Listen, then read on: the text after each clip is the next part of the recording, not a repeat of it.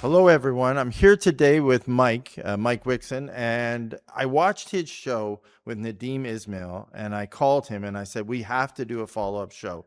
And the reason is, I listened to them and I said, man, I need to get on and share some facts and some numbers to really talk through this issue. This is a hot button. And, I dealt with it when I did my annual budget shows. Yeah. And, I really touched the surface of it. I didn't go into it very deep.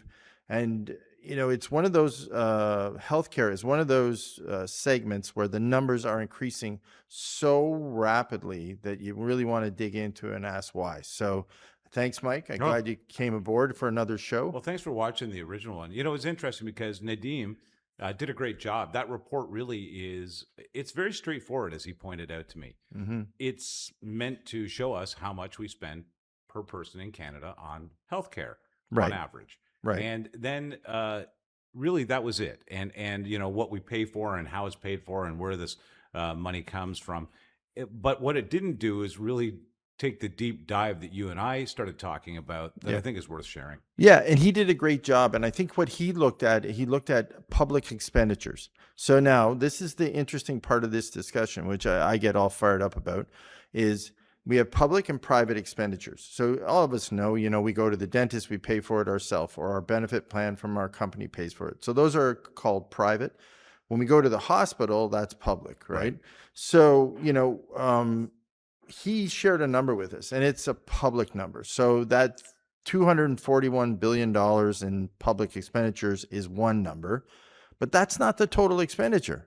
So, and I wanted to jump on and talk to you about it. Yeah. The total expenditure for 2024 is $372 billion. That's a remarkable number. Yeah, it's actually an earthquaking, shattering number when you think about it. You think about the total government expenditures for 2024 were $500 billion. And then when you add up all our private and public healthcare expenditures, both provincially and federally, because federally only makes the transfer payments from the feds for healthcare is only $62 billion. Right. Okay. So then you add all the provinces in. I have to put in their chip in their amount. Yeah. Yeah. And then you add all our private expenditures and you have $372 billion. Wow. So now it's an interesting game, right? Healthcare, because we don't see it as Canadians. And it's funny, growing up, and I was lucky enough to, like I mentioned in previous shows, I'm lucky enough to have worked in the U.S. and had healthcare benefits in the U.S., and I'm lucky enough to have worked in Canada and grew up in Canada, and I am Canadian, have, participated in the healthcare system here. So, we as Canadians say, I get free healthcare. Well, you don't get free healthcare, right? It's a misnomer, that's for sure, yeah. Add up all the things you pay into as a Canadian, your income tax, your EI, your CPP, your HST, your excise tax, provincial, any revenues that the government collects goes into a big pot, a general fund, right? And then they distribute it, whether it be on the provincial or federal level, into programs. So that money's... You're paying for it from every direction. Exactly. Yeah, so you're paying for it. So the number works out not to be $5,000 per person, right, and per capita. Now, here's the other interesting part with Nadeem's the numbers he shared with us. He's giving us the number across the whole population. So he's saying 38 million people. He divides the total expenditures, $241 billion. He comes up with a number of roughly $5,000, and he says that's what we pay for public health care. Right. Which he's right. But then I'm saying, no, that's not totally, it's not the whole picture. The whole picture, if you add in the private health care, you take out kids, you take out unemployment, people who are unemployed, you take out the welfare, you kind of take all those people out of your system. You only have 30 million people. So now that number is growing radically larger, right? So, and you're surpassing $10,000 a person. That's a good point. We talked about the average per person, but not the average per earning Yeah. Canadian. Yeah. We foot the bill. Yeah. Yeah. You and I foot the bill. We're So that's working. We it's pay. more. I wonder what that number is. Yeah. It must be north of $30,000 per capita for working individuals, because if you think or more, because we are covering, let's say, our dad and our mom, Yeah. who are seniors, and 3 kids potentially that are not earning. It's just that middle group of people that are actually paying for the healthcare system, the Yes. people that are employed currently. Yeah. So, when we look at the public expenditure, it's around 5,000. When we take out all those people, like you said, who aren't participating in the payment of it, you're probably, you're around 12, 13,000 a person. So then multiply that by four, family of four, you're about 50,000 a year. That's a Right. remarkable number. Yeah. And So yeah, no, that we did not extrapolate that actually in that discussion. no, It's an no. interesting point. Yeah, and it gets so we throw around a lot of numbers, but for this discussion, let's do it this way. So Okay. apples to apples, so we don't kind of confuse the audience. Let's just look at the total population, right? So if we look at the total population, that'll give us a better feel. But I just wanted to kind of lay out for people that And that worked out to about 19,000. no, it worked out to about Sorry, 9,000. nine Sorry. thousand. It worked Yeah. out to about $9,000. So at the end of the day, if you take the 372 billion, you divide that over the full population, it works around $9,000 a person. Yeah. Right. Okay. So family of four, right? You're talking 36, 40,000. Yeah, it's a big nut. And that is the standard metric against which we're going to compare, I think, Yeah. in this Yeah. example. Yeah, I think so. So, and then, I wanted to, Nick threw up a chart, and I wanted to actually just point to it. If you look at this, and this is another, this is a crazy stat. So you look at our healthcare expenditures since 1975, right? So, and we watch them go up. So this is, and you see now us hitting the $372 billion mark. And you think to yourself, wow, are we ever accelerating at a rapid pace? And we're not the only ones, quite frankly. The US, when you look at the mirror graph in the US right now, the US is actually accelerating at this pace. So we've come out of, our COVID times, and we just kept growing rapidly. Like a lot of things, we never went down, right? Right. We just took off and we keep growing. So Well, I've often said this about how we operate at the government level, is you can't unring a bell. yeah, So, COVID came. Can't Sorry, go yeah, back. we can't go back. I mean, there's the spending. But the other thing is, you take a look at that graph, and yeah, you can see the growth of our country alongside that. yeah. But then you can also see this enormous jump in the last 2-3 years, and even the forecast goes beyond that. What do we attribute that to? It must be more people taxing the system in our country. Part of it is, but it doesn't correlate. So, which you're going to talk about in a minute. It doesn't, it'd be great if it actually correlated directly with the number of people entering the country, but it doesn't, right? Like a lot of things we do. We just seem to have stepped up the pace of our expenditures, thinking, that if we spent more money, our healthcare system would get better. Right. The indicators would get better. And I think, quite frankly, we did that during COVID, and we kept going. Yep. And, the cries for more hospitals, more beds, more physicians, all that stuff keep coming, and the expenditures keep coming. But we're going to do some comparisons in a minute. But that leads us to a bunch of other assumptions. Where do we sit? How do we perform? All those good things. Yeah, you would assume that as we make comparisons against other countries, we're going to find ourselves, in a category among others that are in the similar situation for wait times and stress and struggles in the system. Well, but so let's talk about it. We have an aging population, right? So that is one of the indicators that is a challenge right now. So we're burning the system a little harder with the, more aging people, more health issues, more everything else. Our immigration policies, quite frankly, have burdened our system. You and I talked about before the show. More people enter the country, great. They bring their families.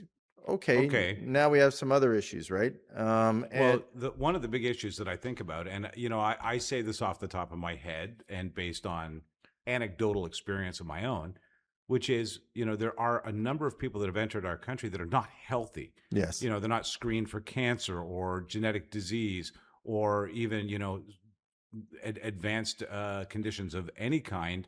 And then they're brought in, and some of those are very expensive cases that we need to bring back to health. Yeah, of course. You know, we decided that immigration was a key priority in the country. Okay. We moved a bunch of people who currently used to do that, screen people, test, make sure people didn't have issues coming into the country, and basically said, go over and just get people in the country. We forgot to do that. We had those policies in place, by the way. We did after medical the war, screening, after yeah. World War I, II. We had all those policies in place, right? And we just forgot.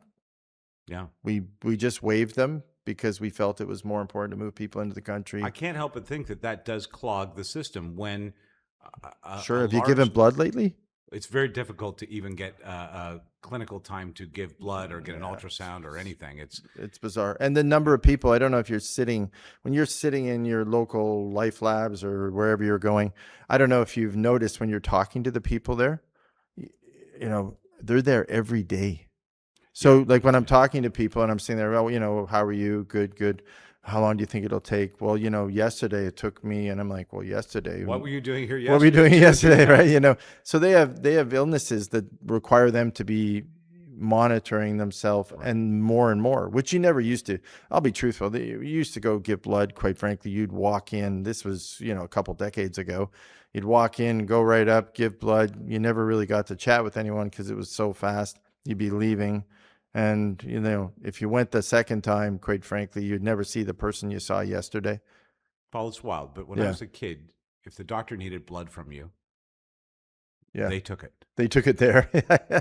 Anyway, yeah, these were different times. But no, I think that when you have so many people arriving with serious illnesses and a responsibility to care for these people, that I think is going to have an impact. Alongside, yes, we did not unring this bell from COVID.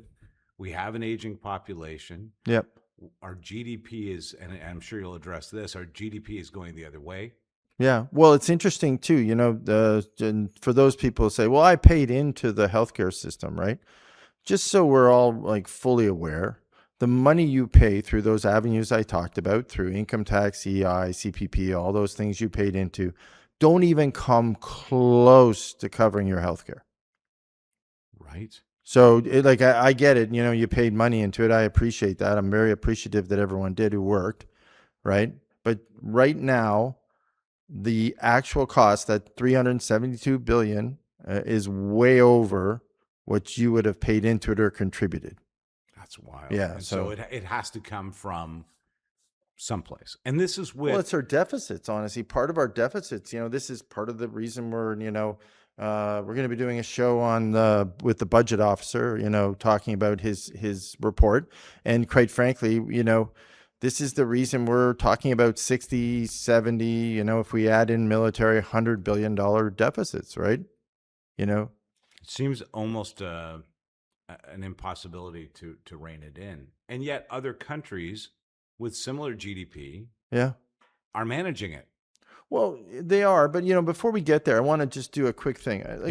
I want to go through what this number is broken down by. Yeah, please. So, Nick, if you go to the next slide, the next slide actually just shows us, which is a really good slide, and it's kind of a scary slide, and it's what we were talking about a minute ago. It shows you basically that our healthcare is projecting to keep scaling. So you can see the 2020 jump, you know, so we jumped up, you know, 12% of GDP, and then you can see we're going back and it's starting to ramp up again. So, and now to your point, Mike, is GDP potentially may go down, right?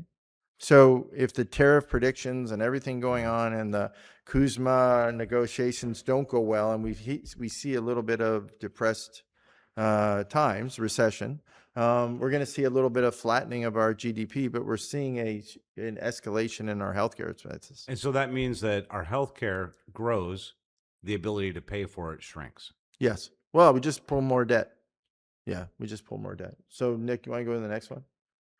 Okay, so this one is by category, right? So this is kind of one of my interesting when I went into it. So, you know, 100%, of course, we're dealing with percentages here. 25% of that $372 billion, right, goes to hospitals. So it makes sense. You know, we put into our healthcare system, a quarter of it goes to build our beds, hospitals, whatever. That's Makes equipment, sense. everything in, operations, maintenance, overhead, Exactly. land lease, everything. Yeah.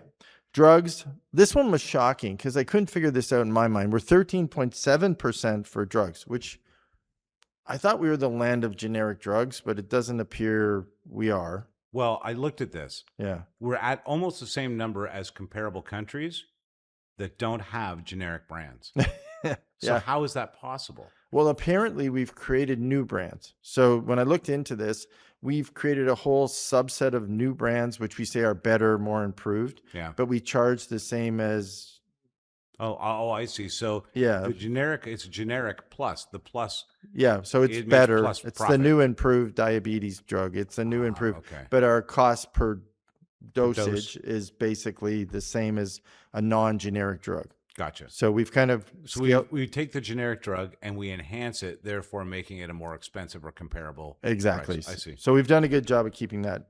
Other institutions, so that's other medical offices, therapy, whatever, and then physicians. So physicians make up 13.3%.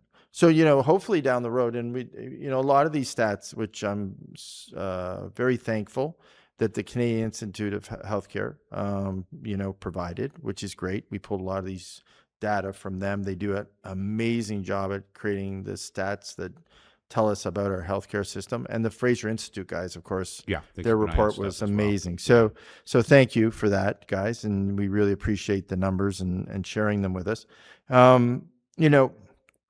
Physicians, it's interesting. And there are some reports which we're going to do on future shows, which rank ourselves the number of physicians per province and the number of physicians in Canada, Okay. ranking or versus other countries. So we'll do another show, and we're going to go through that. Yeah, hospital beds, number of physicians, all that good stuff, right? Or a diagnostic on what we're looking at, because I take a look at these numbers, Paul, and it's interesting. But I look at hospitals, 25%. Physicians and other professionals come in at about 24%. Yes. So hospitals and people are the two major expenses here. Oh, yeah. Public health, a little shocking to me that it's only 6.1%. But then again, what does public health actually do, except for create awareness and, I guess during a time of COVID, make sure that we're vaccinated and informed? It's the administration that gets us, we have almost 10% administration costs built into our system, right? What is capital? Capital is money required to build facilities, buy equipment, all that good stuff. So add that to hospitals, institutions. Yes. And we come in closer to, almost 30%. A little higher. Actually, it's almost 40. So yeah. Which doesn't actually add to it other institutions and you're almost 40. Doesn't shock me at all, but per capita, that's where it gets scary. All right. So now, right, we look at where are we in comparison to other countries? So not shocking that the US is higher than us. I think that's what we all thought. Not radically higher, but higher.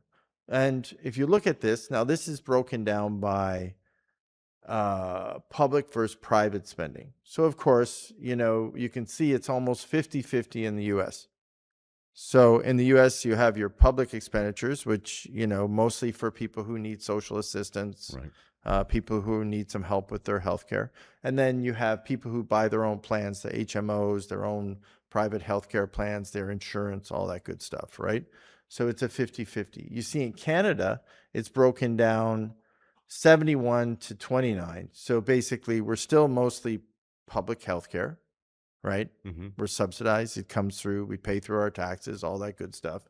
And then, quite frankly, 29% is our other incidentals, dental, other therapies, things like that, right? So, and then now it's Australia, which I wanted to point out today. So Australia is 73% and 27. So Australia's kind of taken a little different approach, and they've tried to go off and they've tried to tinker with their healthcare system to improve it. They've made a bigger jump than us. And I think, Mike, let's talk about that for a minute. Well, it's interesting because, we take a look, and this is, like I say, just discussion between you and I, and you're better with the numbers than I'll ever be. But I look at 47.53 on the U.S. side of things, and then I see Canada at 30%. And the chart's interesting because that bar is not 30% of that bar, okay?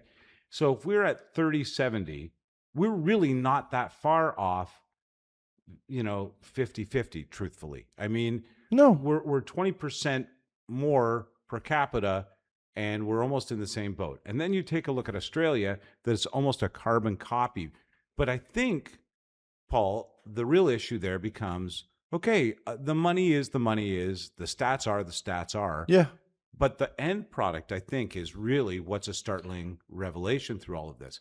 We spend not a huge amount more than America.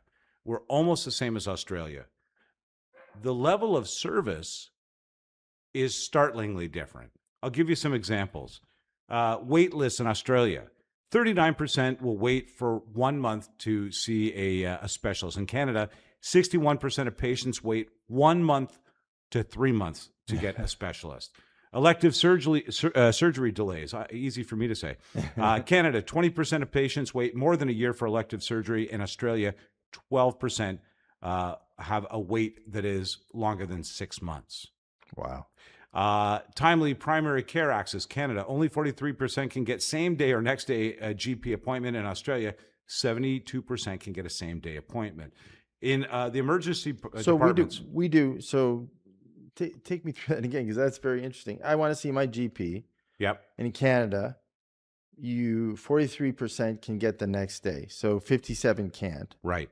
Right. And in Australia, 3/4 can. In Australia, 12% will only wait.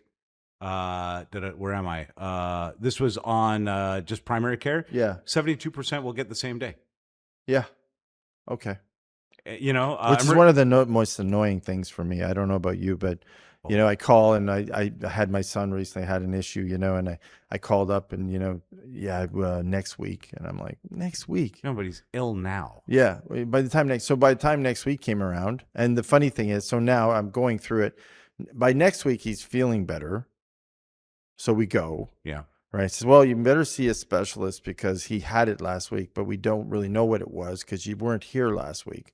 So now I get this call, today, we have a specialist appointment. I'm like, what the hell? I'm sorry. What was that for again? He's running around playing the guitar, having fun. And now you want me to go all the way downtown to go to a specialist a week after he had the symptoms, which I don't see anymore. Wait and see medicine, Paul. Hopefully he makes it till his appointment, or he'll be better and you'll cancel. Yeah. But no, you're right. We're in that scenario, and let's go back. Elective surgery, that's one thing. Actual surgery, the numbers are also the same.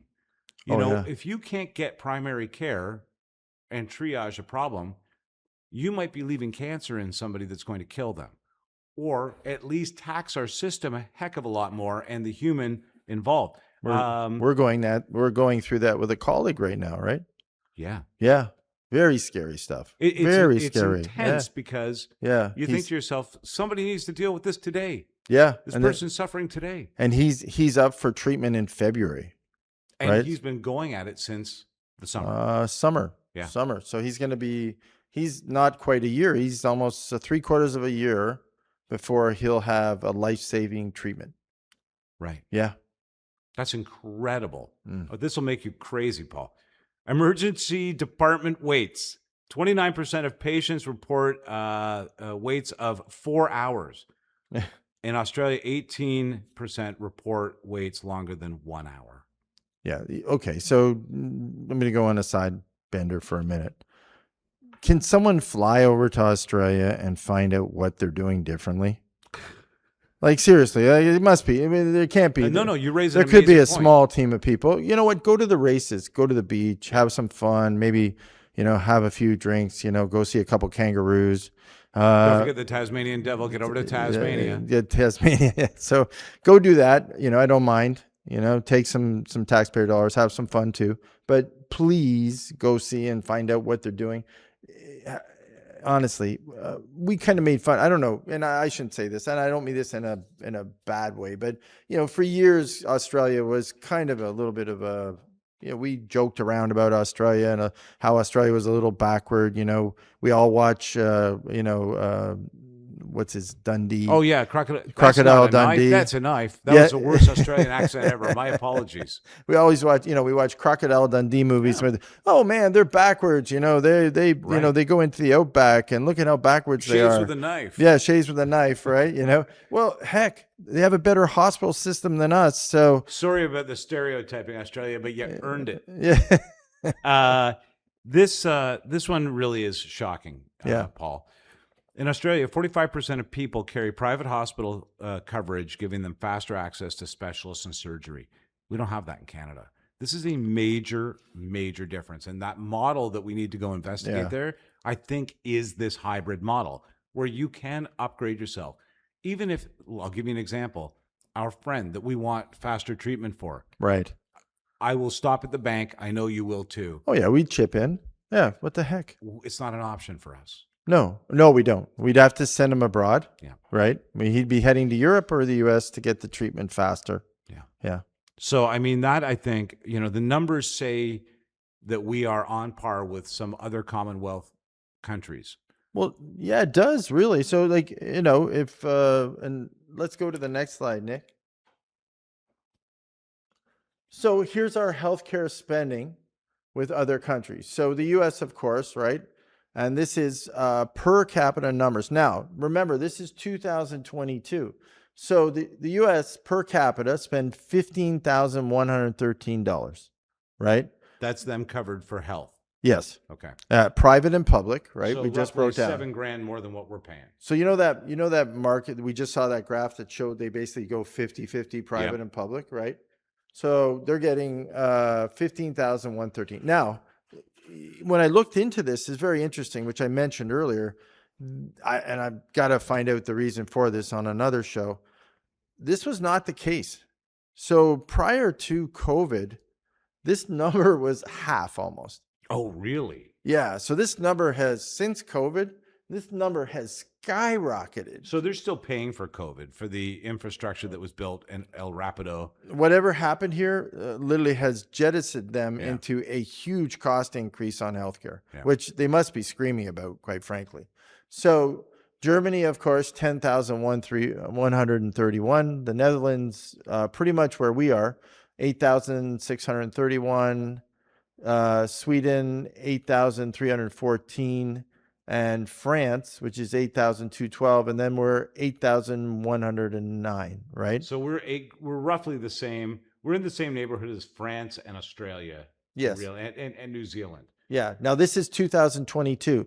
We've increased, so we're now 9,000. So we went up. So not only did the U.S. go up, we went up another $1,000 by the time we went to 24. Right. So because the only comparative numbers that's a pretty heavy increase. Oh, it is. You figure over the scan of the 1/8. The first graph. Yeah. Yeah, 1/8. But compared to the first graph that we saw from 1975 to now. And by the way, if you get lost in the slides that we're talking about because you're listening, go ahead, go to tplmedia.ca.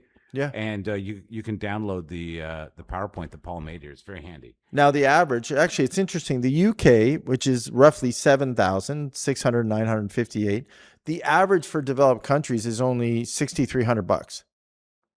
So we're well above the average, especially when we come into 2024, which is, it just gives you a feel, because people always ask, where are we? Well, you're not getting your healthcare for free, right? You're paying a significant amount, and you're paying at the top. We're in the top 6 big spenders for healthcare in the world right now, in the developed world. I was going to say, these are all well-developed countries that we're comparing. Yeah, this is, and there are other countries that have healthcare systems that work. Yeah. Oh yeah, I'm sure. Well, look at, even comparison ones, like Nadeem brought it up, Germany, the Netherlands, Sweden. When you go to there, you're not going to find some of the critical issues we have broken in our system right now. Yeah. And that's why, back to your point, let's go discover what model is actually reasonable for us to work with. Yeah. It doesn't seem, again, what's the outbreak analysis. Yeah. Let's go take a look at why this system is broken and then go fix it. And yeah, it seems. You know what? You just touched on something. Outbreak analysis. Stand by for a series on outbreak analysis on TPL Media, because if you don't know what this theory is, you need to understand it. It's really the basis on which we need to take a look at almost every problem in this country. Yeah, especially government problems like healthcare, right? Yeah. Yeah, definitely, for sure. All right, so Nick, go to I think there's another slide. So, So this So is this the is percentage of our GDP, we GDP. spend? Yeah. Okay. So now again, 2022. So remember, this is going up in our case, but we've launched, in this case, we've launched from number 6 in the developed world to number 5. So we kind of hopped ahead of a few other ones that fell down, like the Netherlands and Sweden. Don't spend as much per GDP as we do. Their GDPs are better comparatively, and they don't spend as much. Right. So, or populations are lower. So, but you look at us, we're now at 11.2%, the US being the highest at 16.5. So, the chart clearly shows that something in the US isn't working, but Canada isn't far behind, Right. because we're escalating at a rapid rate with a GDP that's struggling. And, And we're not getting once again, we're not getting medical attention. No, we're not getting quality of care, but we're also taking more money, throwing it at the problem, and not getting the results, right? And as our GDP struggles, the U.S., I think I've done it on previous shows, the U.S. clobbers us with GDP growth. Like, we are not even close to the U.S. We're like half of their GDP growth. So they actually have the room to adjust within their GDP. Yes. That insane number, which I think, once again, has more to do with paying the price, the previous price on COVID spending in the U.S. That they're still paying for that. Yeah, it's one of those things, a lot of things in our life, whether it be groceries, building materials, we hit COVID, they went up, they never came down. Well, they bought a lot of stuff during COVID that you can't return. Yeah.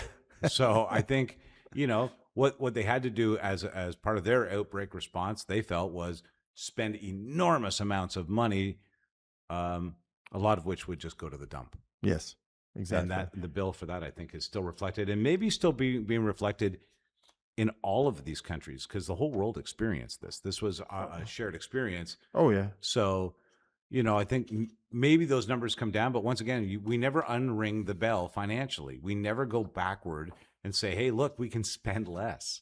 Well, but we have, but can we? I guess that's what we're kind of coming up against now. That's our whole economic outlook that we're going to be going through in the next few months. Can we?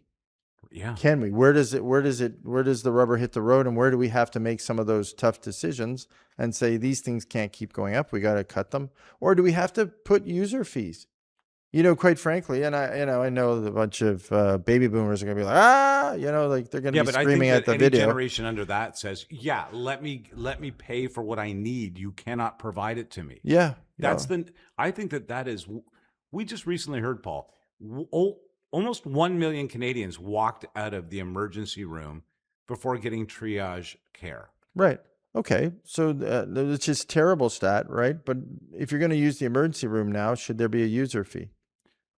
Before you get in I'll tell you what. Yeah, if I can get into the next hour, for sure, I'll pay. Yeah. I think that's a sentiment a lot of people have. Yeah. Should there be a blood user fee to get blood, to get your blood tested? Should there be a user fee? Like, again, should it all be free? Should we start to, or at least can we have an option? And like Australia does, they have a private opt-in option. Like, let's give commerce a chance in this regard. A lot of great clinics around the world are private. Yes. Yeah. No, I agree. Nick, do you want to go to the next slide?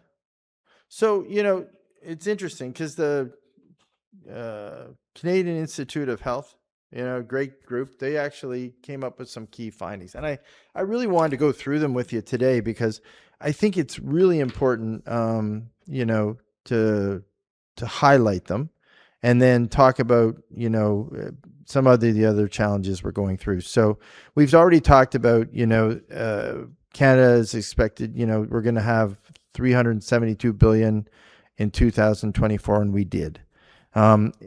It's anticipated that health expenditures will represent 12.4 of our GDP. Yeah. Right? We did that, right?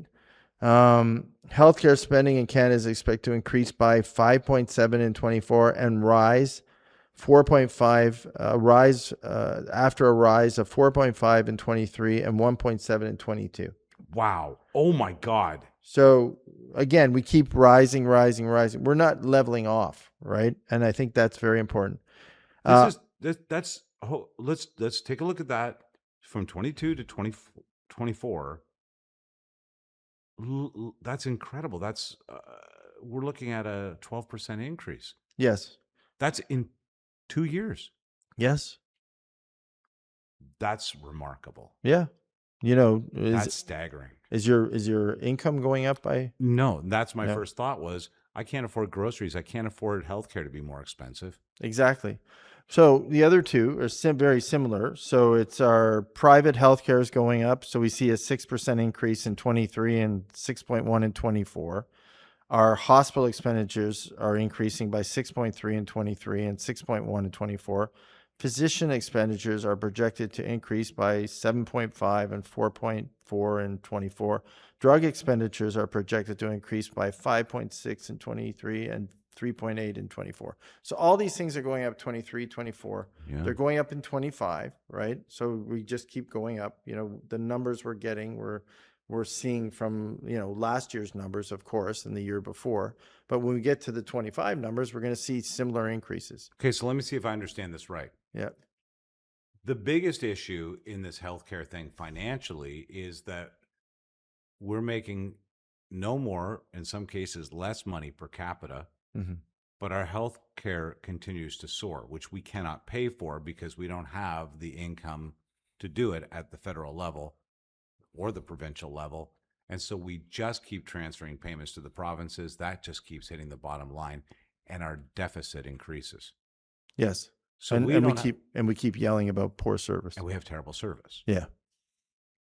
On top of it. Something needs done. Yeah, it needs reconfigured. Like it really, it's time. And and I think that's an easy thing to say. Something needs done, but it is an easy thing to say. But has anyone ever told us this story? It's a pretty wild story. Just a couple of points that have stuck out in my mind. We have generic drugs, yet our pharmaceuticals are incredible. Yes. We have one of the highest rates of spending in the developed world on healthcare. Yep. And yet we can't use it efficiently. No. And we don't have an end in spending or increase on spending in sight in any manner. Nobody has their eyes on how do we level this out? How do we bring this closer to our GDP ratios? Yeah, and it should be fixed. Honestly, it should be, we should be tailoring it to our GDP. There should be a common, rational increase every year based on GDP growth. Yeah. And we should level back, right? Level back, level out. But, and this is the crazy part, Mike, Wow. when you go through. Take a look at the next slide, Nick, for a minute. So, we came up with and everyone's well aware that we came up with a bunch of programs, right? Whether it be Medicaid, so prescriptions, We've got dental now. We have dental.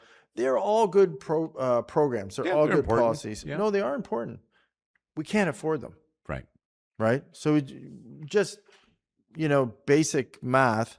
It was vote buying, actually. It was vote buying. It was great, and we sat there and we said, we're going to remember, I don't know if you guys remember, but, there are several federal sessions where, in order to avoid non-confidence, there was monies given by the government to keep programs going, whether they be dental care programs. And, they stood up and said, we got dental care for all the people who can't afford dental care. And we got, okay, where did we concede? We didn't concede anything, right? And because now, in the end, we pay for it again. Like, don't be fooled. The majority of Canadians are going to pay heavily. Yes, for those. Well, we are now. Programs. We are now. They're in. Look right? Look at the increase is already there. Yeah, and of course, we continue to talk about solutions for private and public healthcare, hybrid. We continue to lobby against, there's a huge lobby against any private healthcare that ever comes about It seems every single time. every single time. Yeah. Okay, that's fine. So if there's a lobby against it, what's the solution?